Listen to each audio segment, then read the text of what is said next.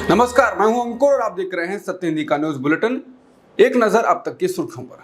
Supreme court की एक संविधान पीठ 31 अक्टूबर को चुनावी बॉन्ड योजना को चुनौती देने वाली याचिकाओं पर सुनवाई शुरू करेगी। 5 जजों में CJI Chandrachud, justice Sanjiv Khanna, justice न्यायमूर्ति justice BR Gavai, justice Pardiwala और जस्टिस मनोज मिश्रा शामिल होंगे। 16 अक्टूबर को सीजेआई जस्टिस JB पारदीवाला और जस्टिस मनोज मिश्रा की 3 जजों की बेंच ने उठाए गए मुद्दों को महत्व को देखते हुए मामले को 5 जजों की पीठ के पास भेज दिया था। बता दें, सुप्रीम कोर्ट में एक याचिका दाखिल कर इलेक्टोरल बॉन्ड को लेकर सवाल उठाए गए हैं। वकील प्रशांत भूषण ने बेंच के सामने कहा था कि 2024 के आम चुनाव के लिए इलेक्टोरल बॉन्ड जारी होने से पहले इस योजना का न्यायिक परीक्षण जरूरी है। सुप्रीम कोर्ट में चुनावी बॉन्ड को लेकर कुल 4 जनहित याचिकाएं लंबित हैं। इनमें से एक याचिकाकर्ता ने मार्च में कहा था कि चुनावी बॉन्ड के माध्यम से राजनीतिक दलों को अब तक 12,000 करोड़ रुपए का भुगतान किया गया है और इसकी 2/3 राशि एक प्रमुख राजनीतिक दल को गई है। ADR की ओर से पेश प्रशांत भूषण ने कहा कि चुनावी बॉन्ड के जरिए अज्ञात स्रोतों से होने वाली फंडिंग भ्रष्टाचार को बढ़ावा दे रही है और भ्रष्टाचार मुक्त देश में रहने के नागरिकों के अधिकार का हनन कर रही है। ये संविधान के अनुच्छेद 21 का उल्लंघन है। इस वर्ष होने वाले 5 राज्यों के विधानसभा चुनाव में से 3 राज्यों के चुनाव में आम आदमी पार्टी, कांग्रेस और भाजपा को चुनौती देती दिख रही है। पार्टी ने राजस्थान, मध्य प्रदेश और छत्तीसगढ़ के विधानसभा चुनावों के लिए अपने उम्मीदवारों की घोषणा कर दी है। आम आदमी पार्टी इंडिया गठबंधन का हिस्सा है, इसके बावजूद वो राजस्थान, मध्य प्रदेश और छत्तीसगढ़ के विधानसभा चुनाव में कांग्रेस के खिलाफ चुनाव लड़ रही है। इन राज्यों में वो कांग्रेस को हराने के लिए मतदाताओं से वोट मांग रही है। इन 3 में से 2 में तो कांग्रेस की सरकार है। ऐसे में वो राज्य सरकार की नाकामियां भी गिना रही है। इन 3 राज्यों के चुनाव में उतरने के बाद आम आदमी पार्टी का शीर्ष नेतृत्व पूरी ताकत से यहां अपनी उपस्थिति दर्ज कराने की कोशिश में है। पार्टी के बड़े बड़े नेता लगातार इन राज्यों का दौरा कर रहे हैं। दिल्ली से नेता इन राज्यों में आकर कैंप कर रहे हैं। कांग्रेस नेता राहुल गांधी ने शनिवार को छत्तीसगढ़ के बस्तर में एक बड़ा बयान दिया। उन्होंने एक जनसभा में घोषणा की कि अगर उनकी पार्टी 2024 में लोकसभा चुनाव जीतती है तो 2 घंटे के भीतर जाति जनगणना कराई जाएगी। साथ ही उन्होंने कहा कि अगर कांग्रेस छत्तीसगढ़ में अगला विधानसभा चुनाव जीतती है तो यहाँ भी जाति जनगणना करवाई जाएगी। राहुल गांधी ने सरकारी स्कूलों में KG से PG यानी कि किंडरगार्टन से लेकर पोस्ट ग्रेजुएशन तक छत्तीसगढ़ में सभी के लिए मुफ्त शिक्षा का एक नया वादा भी कर दिया। राहुल गांधी ने अपने भाषण की शुरुआत में राज्य में 2018 में सत्ता में आने से पहले कांग्रेस द्वारा किए गए 3 बड़े वादों का जिक्र करते हुए याद दिलाया कि चुनाव जीतने के तुरंत बाद उन्हें कैसे पूरा किया गया। धान खरीद के बारे में राहुल गांधी ने संकेत दिया कि भविष्य में MSP बढ़ सकती है। छत्तीसगढ़ में राहुल गांधी ने जाति जनगणना और गरीबों और पिछड़े लोगों के बजाय उद्योगपतियों की मदद करने के मुद्दे पर भी प्रधानमंत्री मोदी पर निशाना साधा। उन्होंने कहा, कोई भी सरकार 2 तरह से काम करती है। एक तरीका है राज्य में अमीर लोगों की मदद करना और दूसरा है राज्य में गरीब लोगों की मदद करना। हम गरीबों, मजदूरों, किसानों, बेरोजगारों, आदिवासियों, दलितों और पिछड़ों की मदद करते हैं। मोदी सरकार बड़े बड़े दावे करती है और अंत में अडानी जी की मदद करती है। जैसा कि भूपेश बघेल जी ने कहा, अडानी को खदानें, हवाई अड्डे, बंदरगाह दिए जाते हैं। अडानी की मदद के लिए कृषि कानून बनाए गए। हिमाचल प्रदेश और जम्मू कश्मीर में सेब का कारोबार अडानी को दिया गया। राहुल गांधी ने कहा, जहां भी बीजेपी के नेता जाते हैं वो हिंदी की बात करते हैं, कहते हैं हिंदी सबसे ज़रूरी भाषा है। वो कहते हैं छत्तीसगढ़ी और अंग्रेजी ज़रूरी भाषाएं नहीं हैं। हमारी सोच अलग है। हम कहते हैं कि हिंदी भी ज़रूरी है, छत्तीसगढ़ी भी ज़रूरी है, अंग्रेजी भी ज़रूरी है। अगर आपको छत्तीसगढ़ में बात करनी है तो आप छत्तीसगढ़ी काम आएगी। अगर यूपी मध्य प्रदेश में बात करनी है तो हिंदी काम आएगी। अगर आप बाकी दुनिया के लोगों से बात करना चाहते हैं, कोई टूरिस्ट आए उससे बात करना चाहो, कोई बड़ी कंपनी का मालिक अमेरिका से आए उससे बात करना चाहो तो अंग्रेजी चलेगी। हम चाहते हैं कि आप जहां भी जाओ आप भाषा का प्रयोग कर पाओ और उसका फ़ायदा उठा पाओ। उन्होंने कहा कि किसी भी बीजेपी के नेता से पूछ लो, वो कहते हैं कि अंग्रेजी खराब है, हिंदी होनी चाहिए।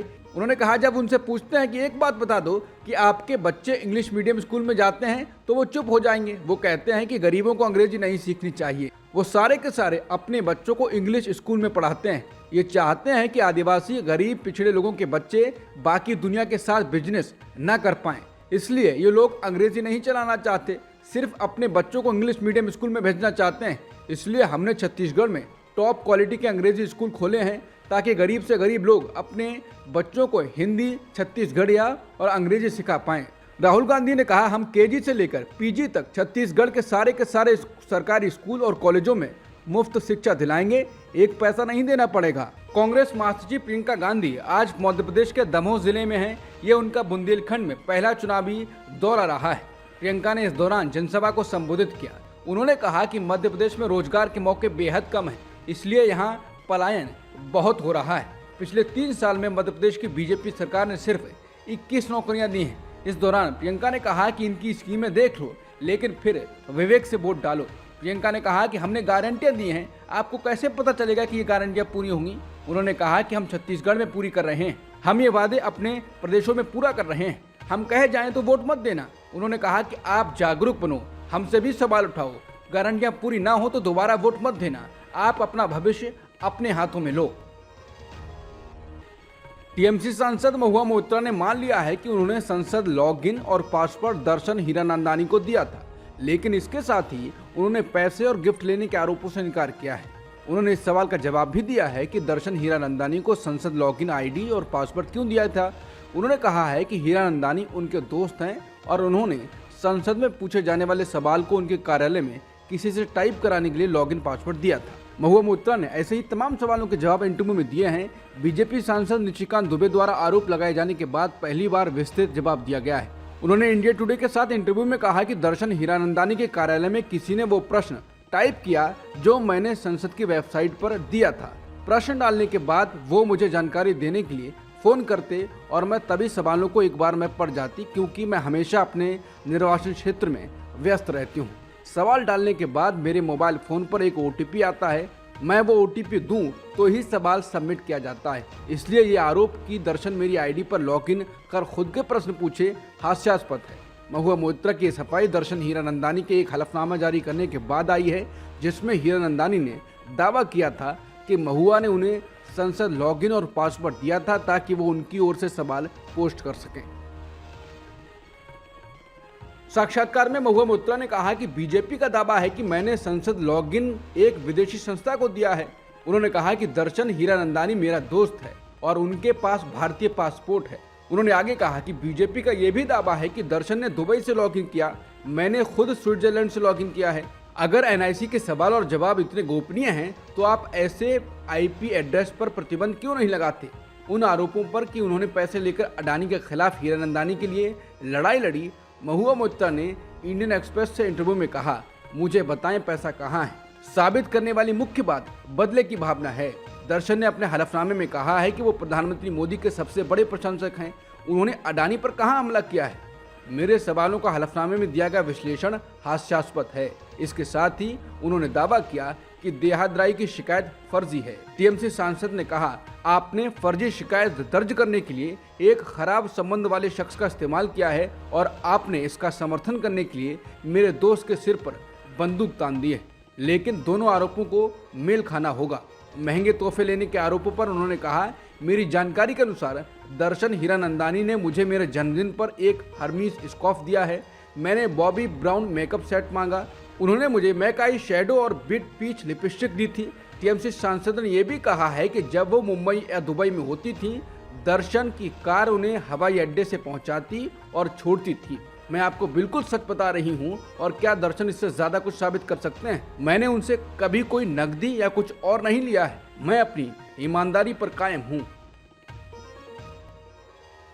सवाल पूछने के लिए कथित तौर पर पैसे लेने के आरोपों का सामना कर रही टीएमसी सांसद महुआ मोइत्रा ने अब आरोप लगाया है कि संसद में सवाल नहीं पूछने के लिए उनको पैसे की पेशकश की गई थी। महुआ मोइत्रा ने शुक्रवार को इंडिया टुडे के साथ एक साक्षात्कार में दावा किया कि अडानी समूह के अध्यक्ष गौतम अडानी ने पिछले 3 वर्षों में 2 लोकसभा सांसदों के माध्यम से उनसे 2 बार संपर्क किया। उन्होंने कहा कि अडानी ने पिछले 3 वर्षों में 2 लोकसभा सांसदों के माध्यम से मुझसे संपर्क किया है ताकि वो उनके साथ मेज पर बैठ सकें और समाधान निकाल सकें। मैंने डील करने से इनकार कर दिया है। मुद्दा ये है कि वो सवाल ना करने के लिए नकद दे रहे थे। रूसी विदेश मंत्री का कहना है कि गाजा पर इजरायल की बमबारी से ऐसी तबाही पैदा होने का खतरा है जो दशकों तक बना रह सकता है। सर्गेई लावरोव ने कहा, हालांकि हम आतंकवाद की निंदा करते हैं, लेकिन हम इस बात से स्पष्ट रूप से असहमत हैं कि आप अंतर्राष्ट्रीय मानवीय कानून के मानदंडों का उल्लंघन करके आतंकवाद का जवाब दे सकते हैं। रूसी विदेश मंत्री ने कहा, अंतर्राष्ट्रीय मानवीय कानून के मानदंडों का उल्लंघन वहां हो रहा है जहां नागरिक मौजूद हैं, जिनमें बंधक बनाए गए बंधक भी शामिल हैं। उन्होंने कहा कि गाजा और उसकी अधिकांश नागरिक आबादी को नष्ट किए बिना हमास को नष्ट करना असंभव है, जैसा कि इजरायल ने करने का वादा किया है। लावरोव ने चेतावनी दी, अगर गजा को नष्ट कर दिया जाता है और 2 मिलियन निवासियों को निष्कासित कर दिया जाता है, जैसा कि इजरायल और विदेशों में कुछ राजनेताओं को प्रस्ताव है, तो ये सदियों नहीं कई दशकों तक तबाही मचाएगा। गजा में स्वास्थ्य मंत्रालय के प्रवक्ता अशरफ अल कुद्रा ने नवीनतम हताहतों की संख्या बताने के बाद संवाददाताओं को संबोधित किया। उन्होंने कहा कि भारी इजरायली बमबारी ने गजा को आग के गोले में बदल दिया है, जिसमें सुरक्षित क्षेत्रों में कम से कम 377 से अधिक फलस्तीनियों की जान चली गई है। अल कुद्रा ने कहा कि इजरायल की कार्रवाई ने गजा में स्वास्थ्य प्रणाली, चिकित्सा टीमों और एम्बुलेंस को पूरी तरह से ठप कर दिया है। अंतर्राष्ट्रीय मदद का आह्वान दोहराते हुए उन्होंने मेडिकल छात्रों और सेवानिवृत्त नर्सों से आगे आने का आह्वान किया। भारत ने यूएन जनरल असेंबली में गजा संकट पर लाए गए प्रस्ताव पर वोटिंग में हिस्सा नहीं लिया। प्रस्ताव गजा में नागरिकों की सुरक्षा और वहां कानूनी और मानवीय कदमों को जारी रखने के समर्थन में था, लेकिन भारत इस पर वोटिंग से दूर रहा। दूसरी ओर भारत ने हमास के हमले की निंदा करने वाले कनाडा के संशोधित प्रस्ताव के पक्ष में मतदान किया। हालांकि 2/3 बहुमत न होने से यूएन जनरल असेंबली में यह ड्राफ्ट प्रस्ताव गिर गया। भारत के अलावा Japan, Australia, Canada, Germany, Iraq, Italy, Sweden, Ukraine, Zimbabwe जैसे देशों ने भी इसमें हिस्सा नहीं लिया। इजरायल हमास युद्ध के बीच तत्काल संघर्ष विराम को लेकर शुक्रवार को संयुक्त राष्ट्र महासभा में एक प्रस्ताव लाया गया और उस पर वोटिंग हुई। हालांकि भारत ने मतदान से दूरी बना ली। इसको लेकर एनसीपी के अध्यक्ष शरद पवार ने कहा है कि फिलिस्तीन मुद्दे पर भारत सरकार में भ्रम की स्थिति है। पिछली सरकारों में ऐसा भ्रम कभी नहीं देखा गया था और भारत की नीति हमेशा फिलिस्तीन का समर्थन करने की रही है, न कि इजरायल की। शरद पवार ने फिलिस्तीन मुद्दे को लेकर भारत की नीति में बदलाव की आलोचना की और कहा कि वहां हजारों लोग मर रहे हैं। उन्होंने कहा कि भारत ने कभी भी इजरायल का समर्थन नहीं किया है। इसके अलावा कांग्रेस नेता प्रियंका गांधी ने भी सरकार को निशाने पर लिया और कहा, यह शर्मनाक है कि भारत सरकार ने गजा सीजफायर के प्रस्ताव पर वोटिंग नहीं की। उन्होंने कहा कि अहिंसा और सत्य के सिद्धांतों पर ही हमारे देश की स्थापना हुई थी। कांग्रेस नेता ने कहा कि जिस वक्त मानवता के हर कानून को नष्ट कर दिया गया है, लाखों लोगों को मिलने वाले भोजन, पानी, मेडिकल सप्लाई और बिजली को रोक दिया गया है और फिलिस्तीन में हजारों पुरुषों, महिलाओं और बच्चों को मारा जा रहा है, ऐसे में सरकार का इसके खिलाफ स्टैंड लेने से इनकार करना और चुपचाप देखना गलत है। यूएन में भारत के कदम को लेकर प्रियंका गांधी के पलटवार पर केंद्रीय मंत्री गिरिराज सिंह ने प्रियंका गांधी पर पलटवार किया है। उन्होंने कहा कि भारत फिलिस्तीन के साथ ही खड़ा है, लेकिन प्रियंका गांधी वोट के लिए आतंकवादी हमास के साथ खड़ी हैं। उन्होंने कहा कि केवल कांग्रेस ही हमास जैसे आतंकी संगठनों का पक्ष ले सकती है। एआईएमआईएम के चीफ और सांसद असदुद्दीन ओवैसी ने यूएन जनरल असेंबली में गजा संकट पर लाए गए प्रस्ताव पर भारत के वोटिंग में हिस्सा न लेने की निंदा की है। प्रस्ताव में गजा में नागरिकों की सुरक्षा और वहां कानूनी और मानवीय कदमों को जारी रखने के समर्थन में था। ओवैसी ने मोदी सरकार के इस कदम की आलोचना करते हुए सोशल मीडिया प्लेटफॉर्म पर लिखा, यह स्तब्ध करने वाला है कि मोदी सरकार मानवीय समझौते और नागरिकों की सुरक्षा के लिए लाए गए संयुक्त राष्ट्र के समझौते के प्रस्ताव पर वोटिंग से दूर रही। उन्होंने कहा कि मानवता से जुड़ा मुद्दा है, राजनीतिक नहीं, लेकिन प्रस्ताव पर वोटिंग से परहेज कर भारत ग्लोबल साउथ, दक्षिण एशिया और ब्रिक्स में अकेले खड़ा हो गया है। आखिर नागरिकों की जिंदगी से जुड़े मुद्दे पर भारत ने वोटिंग से परहेज क्यों किया? गजा के लिए मदद भेजने के बाद वोटिंग से परहेज क्यों? एक दुनिया, एक परिवार और विश्वगुरु का क्या हुआ? आरजेडी प्रमुख लालू प्रसाद यादव ने भी यूएन में गजा को लेकर प्रस्ताव पर भारत की दूरी पर बयान दिया है। उन्होंने कहा, यह पहली बार है जब भारत ने मानवता, युद्ध विराम और विश्व शांति के विषय पर सबसे आगे रहने के बजाय ढुलमुल रवैया अपनाया। उन्होंने कहा कि केंद्र सरकार भारत की विदेश नीति के साथ खिलवाड़ बंद करे। मानवाधिकारों के प्रति संवेदनशील नीति हमारी विदेश नीति का ध्वज होना चाहिए। कतर के अमीर शेख तमीम बिन अहमद अल थानी ने ईरान के राष्ट्रपति इब्राहिम राइसी से फोन पर बातचीत की है। कतर के राज्य मीडिया के अनुसार दोनों नेताओं ने द्विपक्षीय संबंधों और अंतर्राष्ट्रीय विकास पर चर्चा के अलावा इजरायल हमास संघर्ष पर चर्चा की। स्कॉटलैंड के फर्स्ट मिनिस्टर हमजा यूसुफ का परिवार गजा में भारी बमबारी के बीच फंसा हुआ है। उन्होंने एक्स यानी ट्विटर पर अपने पोस्ट में लिखा है कि गजा में भारी बमबारी के बीच दूरसंचार काट दिया गया है। इस युद्ध क्षेत्र में करीब 3 हफ्ते से फंसे अपने परिवार से हम नहीं मिल पा रहे हैं। हम सिर्फ प्रार्थना कर सकते हैं कि रात सुरक्षित तरीके से निकल जाए। इजराइल हमास युद्ध में संघर्ष विराम की मांग करने वाले सैकड़ों प्रदर्शनकारी शुक्रवार को मिडटाउन मैनहट्टन में ग्रैंड सेंट्रल टर्मिनल पर जमा हो गए। ये विरोध 3 सप्ताह पहले संघर्ष शुरू होने के बाद से न्यूयॉर्क शहर में सबसे बड़े विरोध प्रदर्शनों में से एक है। यहूदी वॉइस फॉर पीस द्वारा आयोजित ये प्रदर्शन तब हुआ जब इजराइल ने गजा के अंदर अपने सैन्य अभियान बढ़ा दिए। प्रदर्शनकारियों ने अभी संघर्ष विराम करो और गजा को जीने दो के नारे लगाते हुए रेलवे स्टेशन को भर दिया। अधिकांश ने काली शर्ट पहनी हुई थी जिस पर लिखा था हमारे नाम पर नहीं। एक पुलिस अधिकारी ने अनुमान लगाया कि लगभग 1000 प्रदर्शनकारी थे। अमेरिकी कॉलेज परिसरों में यहूदी विरोधी भावना बढ़ती जा रही है। इसे खुद व्हाइट हाउस ने भी माना है और इसकी निंदा की है। अमेरिकी कॉलेज परिसरों में इजराइल के खिलाफ हो रहे प्रदर्शनों पर व्हाइट हाउस ने अपनी प्रतिक्रिया दी है। टाइम्स ऑफ इजराइल की एक रिपोर्ट के मुताबिक व्हाइट हाउस ने गुरुवार को गजा युद्ध शुरू होने के बाद से अमेरिकी कॉलेज परिसरों में इजराइल के खिलाफ प्रदर्शन कर रहे छात्रों की अजीब और विरोधी गतिविधियों की निंदा की है। इसमें कहा गया है कि व्हाइट हाउस के उप प्रेस सचिव एंड्रू बेट्स ने द टाइम्स ऑफ इजराइल को बताया है कि कॉलेज परिसरों में यहूदी विरोधी संदेशों का बेहद परेशान करने वाला पैटर्न है। उन्होंने कहा कि पिछले सप्ताह में हमने कॉलेज परिसरों में ऐसे विरोध प्रदर्शन और बयान देखे हैं जो इजराइल राज्य के विनाश की बातें करते हैं। यहूदी लोगों के खिलाफ नरसंहार का आह्वान देखने को मिला है।